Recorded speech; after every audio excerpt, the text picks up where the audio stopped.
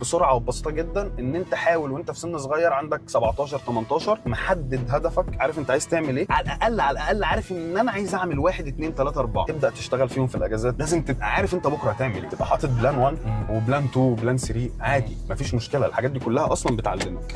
ده اللي انا عايز اقوله للناس، لما تيجي تشتغل اشتغل بجد، اشتغل بضمير، ما تقولش لا ده على قد فلوسهم على قد كذا، لا اتعب واشتغل عشان الاجتهاد اللي انت فيه ده اللي هيوصلك بعدين. فنصيحتي ليكم ما تخليش حياتك ماشيه كده سبهلله، اشتغل حتى لو فلوس تعبانه، حتى لو ما فيش منها اصلا فلوس، بس والله هتتعلم حاجه ده هيفيدك تاني بعدين. والدنيا دلوقتي ما بقتش زي الاول، دلوقتي انت تقدر تاخد كورسات بالظبط، والدنيا اسهل، لسه خارج الدنيا اسهل. والله جالك جبت مجموع حقوق، جبت مجموع تجاره، انا اقدر ان انا اذاكر مثلا سوفت وير، اشوف لي لغات برمجه اذاكرها، ابدا ان انا اشتغل فريلانس، تست نفسي في كذا مكان، انزل جونيور في اي حته بالظبط، وتشتغل وتقبض، تلاقي نفسك بتقبض بالدولار وانت خريج حقوق عادي. بس الفكره كلها انك تكون بداتها بدري. الاربع سنين كليه دول لو انت بتذاكر جنبهم 4 سنين برمجه، انت تبقى راجل زي الفل، هتبقى بتطير في الهواء فعلا وتشخ رابسه بقى. بالظبط. ومش شرط برمجه بس، انا بتكلم على جميع المجالات. دلوقتي بقى في مجالات كتير وكل حاجه قدامك، تحدد هدفك تبقى عارف انت رايح فين وهتعمل وسط المجتمع اللي انت فيه بيحسسك، بيزود لك ثقتك بنفسك، بيزود لك حتى خبراتك الحياتيه. الشغل مش بس لازم تقارنه بماديات، حاول تنقي الشغل اللي تبقى مرتاح فيه نفسيا اكتر من الفلوس، حاول تنقي المكان اللي هيعلمك اكتر من المكان اللي انت هتديله. الشغل مهم جدا، انت لازم تشتغل.